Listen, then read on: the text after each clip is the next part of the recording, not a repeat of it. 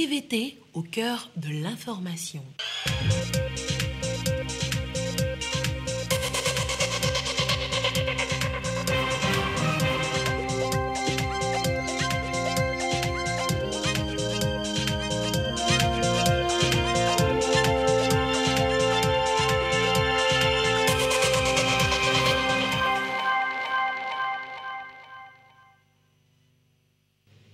Mesdames, Messieurs, bonsoir.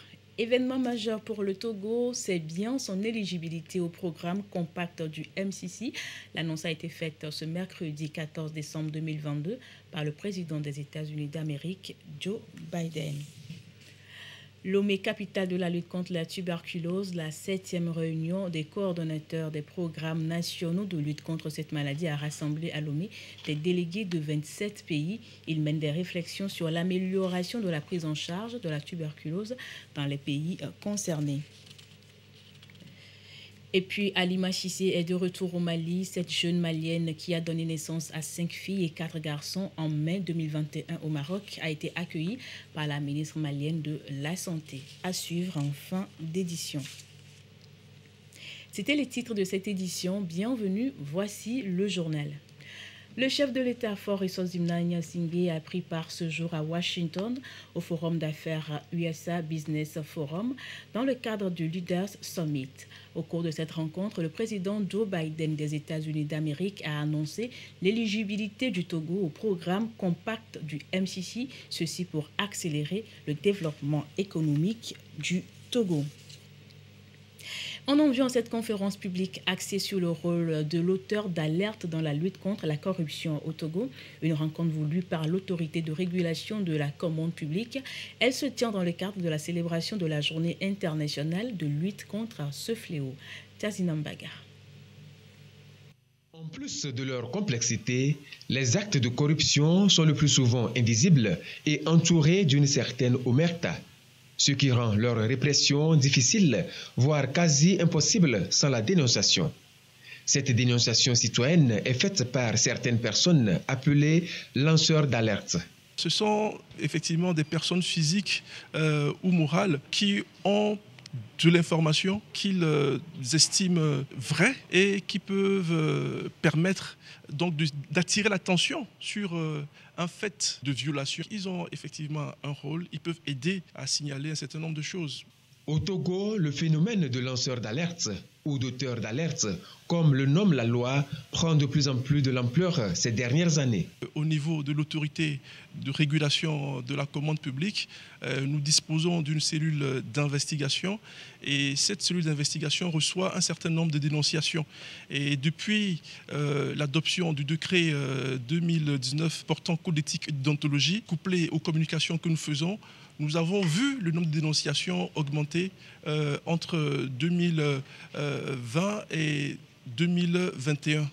De 17 dénonciations, nous sommes passés aujourd'hui à 29 dénonciations, ce qui montre qu'il y a aujourd'hui un engouement de la population ou des acteurs à dénoncer des faits susceptibles d'être qualifiés donc de corruption. Si cette tendance est saluée ici au cours de cette conférence publique autour du thème « Le rôle de l'auteur d'alerte dans la lutte contre la corruption dans la commande publique », il n'en demeure pas moins que les lanceurs d'alerte sont le plus souvent victimes d'actes de représailles. À l'instar de Julian Assange avec son Wikileaks et Edward Snowden, deux lanceurs d'alerte mondialement connus qui sont poursuivis par l'administration américaine. Au Togo, des mesures sont prises pour protéger les auteurs d'alerte. Elles sont exemplifiées aux acteurs au cours des échanges. Il y a d'abord les personnes responsables des marchés publics, les personnes qui sont dans les différentes commissions de contrôle, de passation, des chercheurs qui sont venus, des étudiants, les hommes de médias, les autorités contractantes, des opérateurs économiques, la société civile. C'est à eux de faire la veille en fait sur le secteur et que cela permet à l'autorité de régulation de la commande publique de faire son travail. Le secteur de la commande publique est très sensible à la corruption. Ceci en raison des enjeux financiers très importants et les interactions entre les agents publics et les opérateurs économiques. Le Togo mise désormais sur les lanceurs d'alerte pour endiguer drastiquement la corruption dans la commande publique. Il est démontré qu'avec les lanceurs d'alerte, le fléau de la corruption est divisé par deux. Des opérateurs économiques conviés aujourd'hui au mercredi de l'entrepreneur, le dernier de cette année, l'Agence nationale de promotion et de garantie de financement des PME-PMI les a instruits sur l'élaboration des états financiers.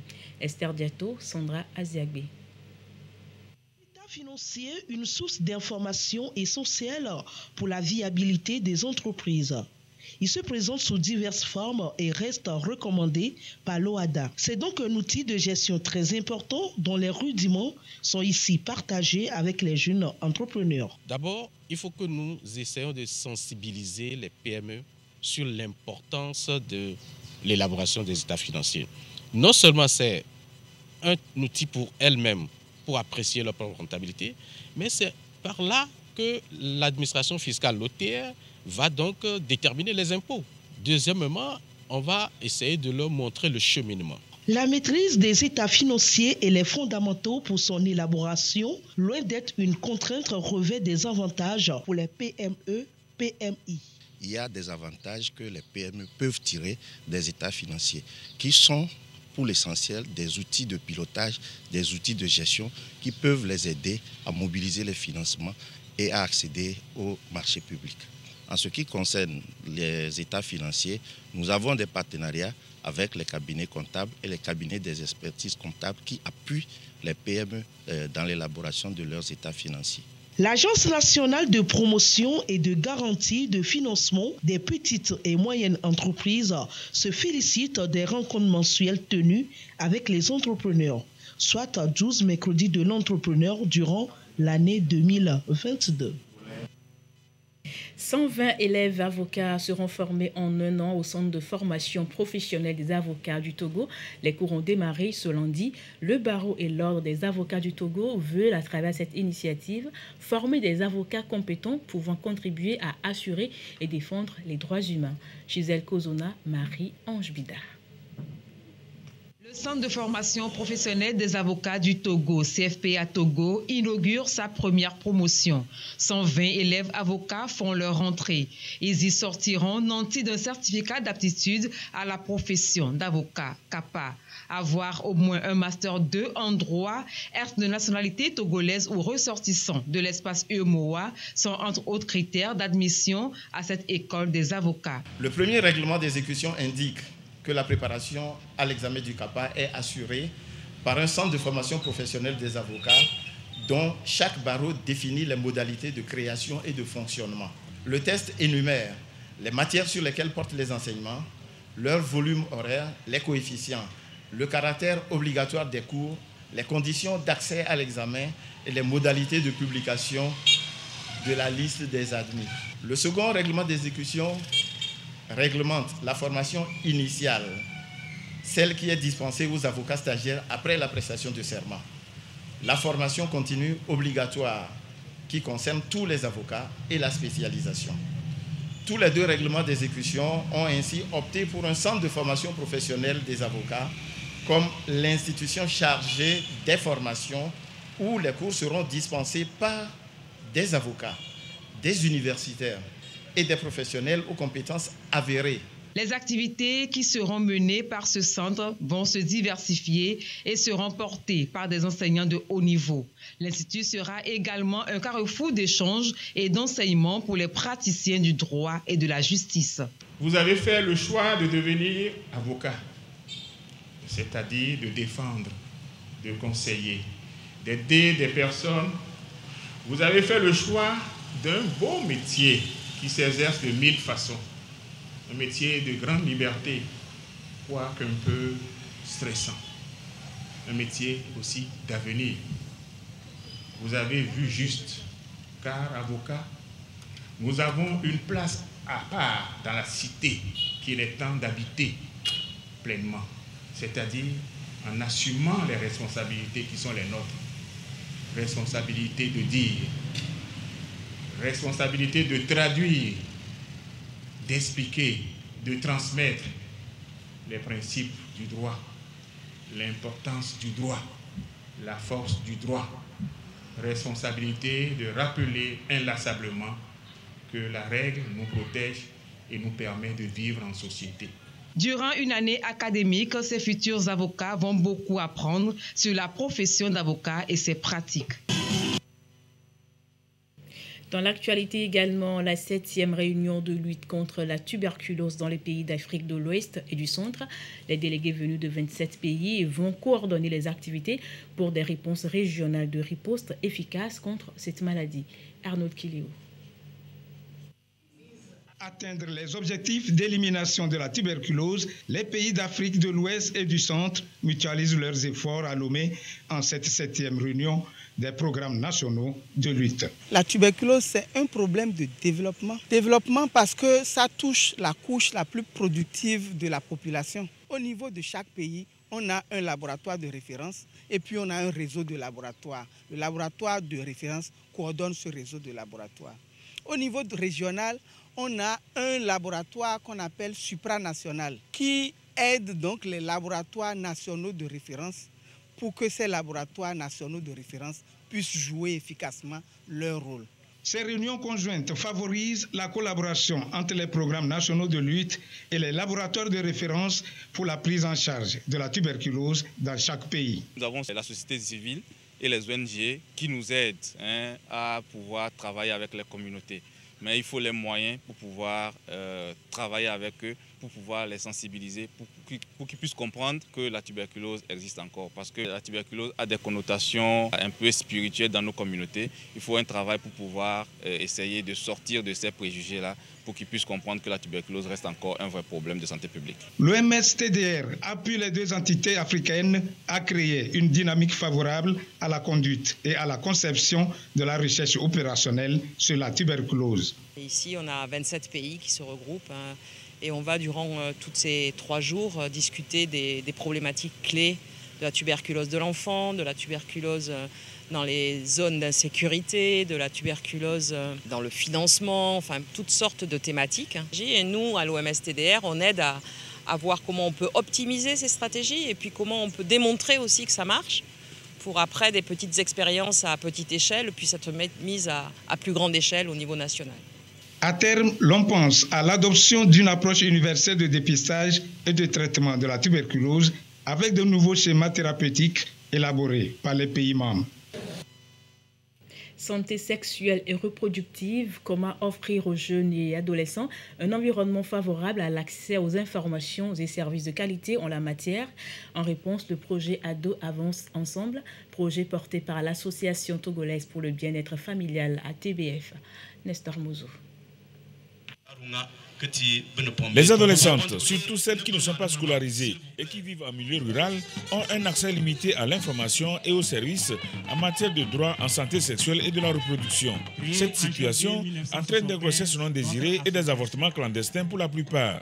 C'est ce qui a amené l'Association togolaise pour le bien-être familial ATBF, avec le soutien de la Fédération internationale pour la planification familiale, à mettre en œuvre le projet Ado Avance Ensemble. Financé par l'Union européenne, le projet est lancé officiellement à travers cette rencontre à Kabou.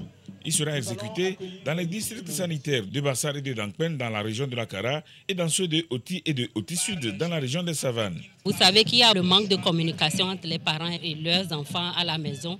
Il y a également un frein au niveau de l'accès aux services de soins. Et donc, nous voulons leur faciliter l'accès aux services de soins de santé de qualité pour qu'ils puissent dire librement ce dont ils ont besoin et que ces services puissent répondre à leurs besoins également. Et donc, pour ce projet, nous allons former les responsables communautaires, les leaders communautaires, les prestataires communautaires pour apporter la bonne information à ces jeunes-là. Nous allons également renforcer la capacité des prestataires de santé des communautés visées. Et enfin, nous allons également faire des campagnes sur les réseaux sociaux pour permettre à ces jeunes d'avoir les informations fiables en matière de sexualité. Le projet Ado Avance Ensemble vient renforcer les efforts du gouvernement en matière de droit à la santé sexuelle et de la reproduction des jeunes.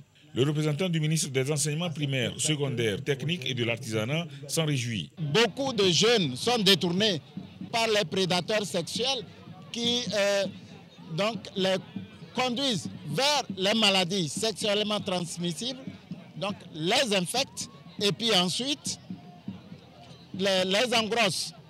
Ce qui les amène à interrompre soit la formation professionnelle, soit la poursuite du cursus scolaire et ceci ne fait que bloquer le développement.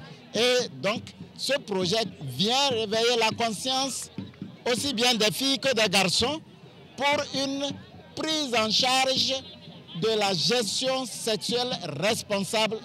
À l'occasion du lancement du projet, certains acteurs de la promotion de l'égalité filles-garçons et la santé sexuelle et reproductive pour les adolescents scolarisés et non scolarisés ont reçu des attestations honorifiques. Ado Avance Ensemble est un projet sous-régional. En dehors du Togo, il sera mis en œuvre aussi au Bénin, au Burkina Faso, au Cameroun et en Côte d'Ivoire sur une période de 3 ans. Assurer aux jeunes et adolescents l'accès aux informations sur la santé sexuelle et reproductive. Mais au-delà de cette ambition, il est question au Togo de favoriser un accès facile à tous à la couverture sanitaire universelle. L'Ordre national des médecins du Togo a lancé à cet effet son tout premier plan stratégique. C'est dans le cadre de la célébration de la Journée internationale de la couverture sanitaire universelle. Elia Bagnadao. Ils sont un maillon essentiel de l'offre de soins. Ces médecins réunis au sein de l'Ordre national des médecins du Togo se mettent en ordre de bataille pour assurer une couverture sanitaire universelle à tous. À l'appui, le plan stratégique 2022-2025 pour mener à bien la mission. 12 décembre, Journée internationale de la couverture sanitaire universelle. L'occasion s'y prête pour édifier les différents professionnels de la chaîne de soins sur les contours de la couverture sanitaire universelle et son intérêt pour la population. Nous sommes là aujourd'hui pour partager les grands chantiers qui sont en cours au niveau du gouvernement par rapport à cette couverture sanitaire universelle. Qu'est-ce qui est en train d'être fait et qu'est-ce qui est attendu surtout des professionnels de santé dans le cadre de la généralisation progressive de cette assurance maladie. Donc, l'évolution vers l'assurance maladie va introduire des changements profonds dans les dispositifs. Et il faut que les professionnels de santé soient au courant de ce qui se passe et également de ce qui est surtout attendu d'eux pour que ensemble on chemine vers l'obtention des objectifs qui sont assignés à la couverture sanitaire universelle. Le plan stratégique de l'Ordre permettra non seulement une régulation de la profession médicale au Togo, mais aussi le rapprochement des soins de santé aux populations les plus vulnérables. Et c'est à travers 4 grands projets. Le premier projet, c'est un projet de construction d'un centre de vulgarisation de bonnes pratiques au niveau des médecins. Un centre qui fait de la promotion de la santé. Il aura un deuxième projet qui est un projet de lutte contre l'exercice illégal. Protéger la population contre de faux médecins, de fausses pratiques et de faux médicaments. Le troisième projet, c'est l'accompagnement des jeunes médecins. Le quatrième projet, c'est la création d'un fonds de garantie pour aider. Un plan d'action annuel va être adopté pour faciliter la mise en œuvre du plan stratégique pour un meilleur soin de santé. Créé en 2004, l'Ordre national des médecins du Togo a déjà inscrit plus de 940 médecins. Dans l'actualité également, le projet Prévention de la violence sexuelle basée sur le genre et renforcement de la santé sexuelle et reproductive et des droits des enfants et adolescents du Togo qui est arrivé à terme, ceci après 3 ans de mise en œuvre. Initiatrice du dit projet, l'association Petite Sœur à Sœur a présenté les résultats aux partenaires. Clarisse Aticlet. Nombreuses sont les filles, jeunes comme adolescentes, au Togo, victimes de violences sexuelles. Viol, attouchement, agression et harcèlement sexuel, les cas sont légion. L'association Petite Sœur à Sœur mène depuis 3 ans une lutte contre le phénomène à travers son projet Prévention de la violence sexuelle basée sur le genre et renforcement de la santé sexuelle et reproductive et des droits des enfants. Cette cérémonie consacre la clôture officielle du projet et les résultats sont présentés. Le projet a permis aux jeunes d'avoir des connaissances sur la santé sexuelle et reproductive et les droits humains. Ça a également permis à ceux-ci de connaître leurs droits et de pouvoir les revendiquer. Au niveau communautaire, nous avons mis en place des comités de protection qui ont sensibilisé les communautés des 4 préfectures bénéficiaires du projet sur les questions de violence basées sur le genre et des cas de violence ont été identifiés, accompagnés, dénoncés pour permettre à d'éventuels auteurs de ces violences d'arrêter cela dans les communautés. Entre formation des pères éducateurs, sensibilisation publique et mise en place des comités de protection des droits des enfants, des filles et des femmes, les bonnes habitudes sont aujourd'hui acquises grâce à ce projet. Aujourd'hui, les jeunes des localités bénéficiaires sont capables de se rendre dans les centres de santé pour demander des conseils, pour bénéficier aussi des services de santé sexuelle et reproductive, notamment la prise en charge des IST, le dépistage du VIH et également pour avoir les services de contraception, ce qui contribuera à faire reculer les taux de grossesse dans nos communautés. Le projet a duré 3 ans, du 1er octobre 2019 au 31 décembre 2022. Il est financé pour un coût global de 210 450 688 francs CFA par Action Médéor et la coopération allemande. Exécuté dans les régions maritimes, Plateau et Kara, l'association Petites Sœurs à Sœurs souhaite le poursuivre à travers toutes les régions du Togo. Des jeunes formés sur l'entrepreneuriat numérique qui ont pour l'occasion été outillés sur les bonnes pratiques du web. Formation voulue et organisée par la start-up Éducation Plus. Marie-Reine Abeta, Clarisse Aticlet. Une centaine de jeunes entrepreneurs initiés à l'entrepreneuriat numérique. Mise en route par la start-up Éducation Plus, cette formation va doter les jeunes des bonnes pratiques et astuces pour bien embrasser les métiers du web. Le domaine du numérique, l'Internet en général, c'est un mystère qui permet au monde entier d'être connecté. Il y a assez d'opportunités dans ce domaine, dans ce secteur, dans ce nouveau monde qui est le monde de l'Internet, afin qu'ils puissent vraiment profiter de cela. La mission actuelle, c'est l'information. C'est d'amener les gens à commencer à mettre des briques pour pouvoir aller vers la chose. Ces échanges et partages d'expériences vont contribuer à la prise de conscience de la jeunesse sur les opportunités liées au métier du web. Les jeunes ont le devoir de pouvoir s'imprégner des informations sur le web pour pouvoir s'en sortir actuellement. Et on a même eu le cas du Covid-19 qui a démontré cela, qu'actuellement Internet ne sert seulement pas à communiquer, mais il y a plusieurs secteurs d'activité sur Internet qui sont vraiment très très lucratifs. La start-up Éducation Plus veut faire de ces jeunes entrepreneurs des développeurs et des réussites de l'économie nationale. Et ils sont de plus en plus nombreux, ces jeunes entrepreneurs qui excellent dans la transformation des produits agricoles. C'est le cas de Kwame Adam Vesso, spécialisé dans la transformation des épices et fruits locaux en produits cosmétiques bio. Découverte signée Edwige Atakwa Bachabi et Li Agbanya Dao. L'œuvre, Kwame, jeune entrepreneur spécialisé dans la fabrication des produits cosmétiques à base de fruits et épices.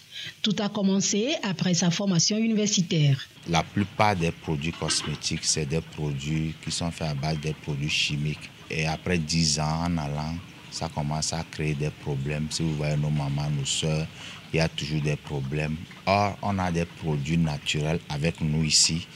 Et on peut travailler, transformer pour pouvoir travailler notre peau. Ça fait 4 ans maintenant que j'ai commencé mon propre activité. Nous avons savon pour teint bronzé, teint café au lait, teint clair, savon clarifiant. Aujourd'hui, le jeune entrepreneur emploie une dizaine de personnes. À travers ses gammes, il apporte des solutions innovantes dans le cosmétique. D'autres veulent consommer nos produits, essayer, mais ils trouvent que c'est un peu plus cher. Ils prennent 200, 300, ils achètent d'autres savons. Ici, c'est à partir de 1000 francs, 2000, 5000 et autres là. Je conseille à la population de nous encourager parce qu'en achetant nos produits, ils encouragent ou bien ils sont en train d'aider toute une chaîne de valeur. Le producteur qui est au village, quand il finit de produire, peut-être que c'est ta grand-mère ou ton grand-père ou un cousin qui est en train de produire là-bas.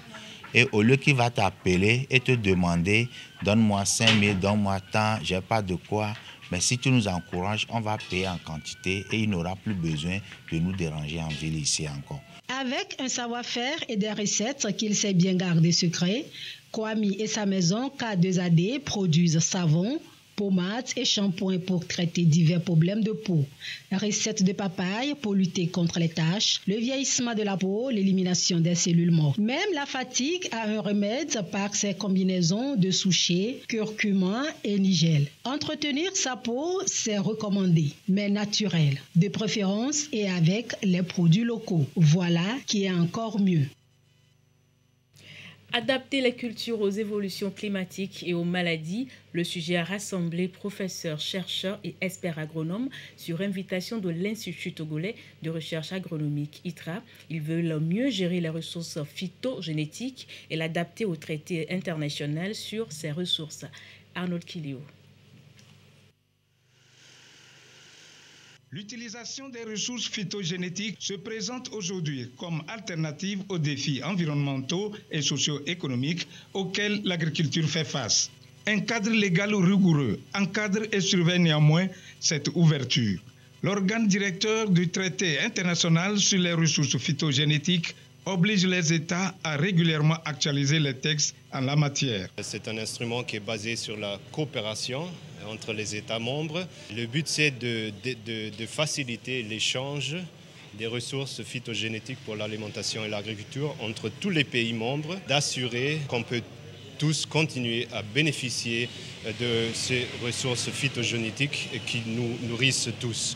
Et justement, l'Institut togolais de recherche agronomique ITRA et les acteurs nationaux réfléchissent sur les modalités de mise à jour du cadre institutionnel pour mieux exploiter les ressources phytogénétiques. Le Togo a des variétés, mais le Togo peut aussi solliciter des variétés chez d'autres chercheurs ou bien d'autres stations. Donc, comment faire pour que nous puissions avoir un instrument qui nous permette de bénéficier de ces variétés chez d'autres lorsqu'on se trouve dans une situation de dépendance. Ratifié le 4 novembre 2002 par le Togo, le traité international sur les ressources photogénétiques pour l'agriculture et l'alimentation permet au pays de bénéficier des avantages d'accès, de transfert de technologies et de renforcement des capacités. L'utilisation des ressources phytogénétiques et aussi le traité a des provisions sur les droits des agriculteurs et sur la conservation et l'utilisation des ressources phytogénétiques pour la sécurité alimentaire. Alors c'est un traité très important pour tous les pays, mais en spécial pour les pays en développement, parce que les ressources phytogénétiques sont primordiales pour le développement de l'agriculture et la sécurité alimentaire dans ces pays. Ancré dans cette dynamique, l'ITRA depuis 2002 a expérimenté dans la région des savanes de nouvelles variétés de sorgho à cycle court qui résistent mieux à la sécheresse. L'ITRA a développé une variété à cycle court que nous avons appelée Sorvato, qui est très appréciée dans l'alimentation, que ce soit du côté de la préparation de la bière locale ou bien l'utilisation de cette variété de sorgho à inclure dans la farine de pain pour le substituer un peu le blé. Comment est-ce que nous devons procéder pour protéger cette variété et que si quelqu'un en a besoin de l'extérieur du Togo, puisse l'avoir facilement?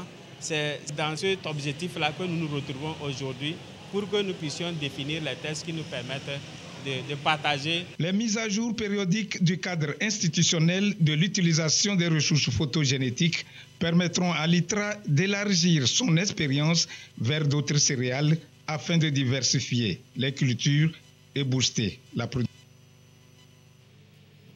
Le gouvernement togolais s'est donc engagé à améliorer la production agricole. Vous venez de le suivre. L'élevage n'est pas en reste.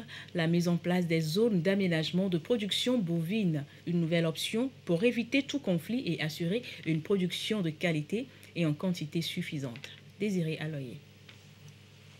La transhumance est effective entre éleveurs et agriculteurs. C'est une tension permanente des conflits nés du non-respect des textes en vigueur. La gestion des flux des troupeaux s'impose, un sujet de préoccupation majeure pour les autorités. Le Togo aujourd'hui entend s'engager de plus en plus à améliorer sa gestion avec des zones d'aménagement pour la production bovine. Des espaces aménagés, c'est vrai. Il faut également comprendre que l'État mettra les moyens pour mettre en place des infrastructures pastorales pour faciliter et promouvoir la production bovine et également développer la production fourragère et la production laitière. Les autorités locales et les acteurs du secteur agricole échangent sur les dispositions pratiques de gestion des troupeaux, l'identification et la sécurisation des sites. Ces bêtes seront regroupées en un lieu bien connu avec une traçabilité des animaux. Ça va nous éviter vraiment les conflits. Tout ceci s'inscrit dans la promotion de l'élevage portée par la feuille de route gouvernementale assignée au secteur agricole. Nous sommes confiants que c'est la meilleure solution, s'il peut à Dieu.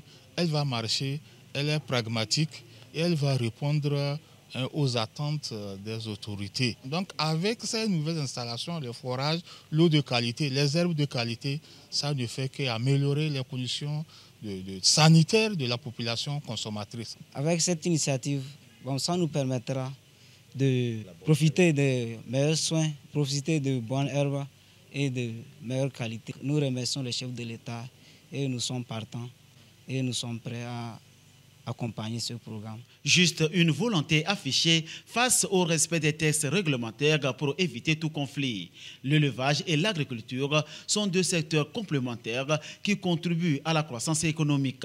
Au Togo, le gouvernement joue sa partition en les réglementant dans l'objectif d'œuvrer à assurer quantitativement et qualitativement les produits carnés et agricoles. À l'étranger, la République démocratique du Congo va en guerre contre le terrorisme. Dans l'est du pays, plusieurs milices combattent les rebelles du M23 pour contrecarrer leur avancée. Kichanga, dans l'est de la République démocratique du Congo, plusieurs milices combattent les rebelles du M23. Parmi elles, l'Alliance patriotique pour un Congo libre et indépendant, APCLS, composée de combattants de l'ethnie Houndé, intervient dans le cadre d'une coalition avec l'armée nationale congolaise destinée à contrecarrer l'avancée du M23. Nous avons passé beaucoup de temps dans la brousse et si nous continuons à nous battre, c'est parce que notre pays est attaqué. Nous avons l'objectif d'arracher notre pays des mains des agresseurs. Quand ils ont planifié la balkanisation, nous n'étions pas contents et nous sommes partis en brousse. C'est à cause de ce problème.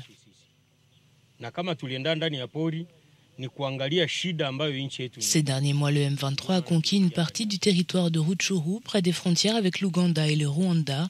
Un porte-parole de la PCLS a déclaré que le retrait de l'armée congolaise de certaines routes clés avait permis cette avancée. Nous ne sommes pas avec eux sur le terrain. Nous sommes seuls et il y a des axes que les FRDC ont libérés. Vous voyez que l'ennemi progressait avec vitesse. Il y a des colonels FRDC, des officiers qui ont trahi. Et il a fallu que nous intervenions pour arrêter cette hémorragie. Human Rights Watch indique que les dirigeants de plusieurs groupes armés congolais, dont la PCLS, se sont rencontrés en mai pour forger une coalition patriotique. Nous travaillons avec eux parce qu'ils acceptent que le pays ne soit pas balkanisé, que nous ne puissions pas céder même un seul centimètre de notre République. Par contre, tous les autres qui travaillent avec l'ennemi, alliés à l'ennemi, sont nos ennemis. On ne travaille pas avec tous les groupes armés. Certains groupes armés comme les Forces démocratiques pour la libération du Rwanda sont accusés de violation des droits de l'homme. L'armée congolaise et la PCLS affirment ne pas combattre aux côtés de ces milices. Elle a fait la une de l'actualité en mai 2021. Halima Cissé a battu tous les records en donnant naissance à 9 bébés au Maroc. Elle est rentrée dans son pays, le Mali, avec ses nourrissons. Une mère malienne qui a donné naissance à 9 bébés au Maroc l'an dernier est rentrée mardi à Bamako avec ses enfants, accueillis par la ministre de la Santé. Merci beaucoup. Les nourrissons ont été mis au monde sains et saufs par césarienne grâce à une équipe de 10 médecins assistés de 25 ambulanciers à Casablanca. Ces enfants, ce ne sont pas les enfants de M. Arbi seulement, c'est les enfants du Mali, c'est les enfants de l'Afrique et du monde entier. C'est une émotion très très forte, et un sentiment de joie qui m'anime vraiment. Les médecins maliens étant inquiets pour la santé de la jeune maman, le gouvernement a dû la transporter par avion vers une clinique marocaine disposant de meilleures installations pour faire face aux grossesses multiples. Et toutes nos félicitations et remerciements aussi à la partie marocaine quand même qui a bien assuré aussi. L'accouchement s'est bien passé, tout le monde voit les bébés en bonne santé. On leur souhaite longue vie. Halima Cissé, la mère des non-nuplés, est originaire de la ville de Tombouctou au nord du Mali. À 25 ans, elle a donné naissance à 5 filles et 4 garçons pesant entre 500 grammes et 1 kg. Longue vie au bébé. Retour en page nationale, la paroisse Immaculée Conception de Chiou a célébré ses 75 ans d'existence. Plusieurs manifestations ont marqué ce jubilé d'Albâtre. La messe de clôture a été dite le samedi dernier. Nestor Mouzo.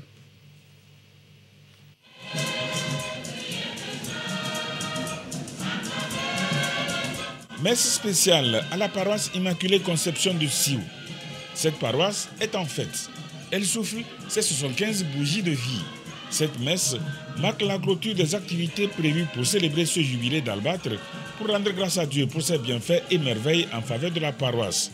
Cette célébration a connu en dehors des paroissiens la présence de 2 évêques, de nombreux prêtres, des religieuses et religieux, des laïcs, des cadres natifs de Chiou et des membres du gouvernement.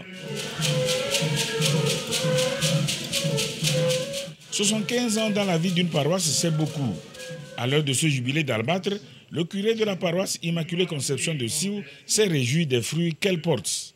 La mission d'évangélisation sur cette paroisse a donné beaucoup de fruits.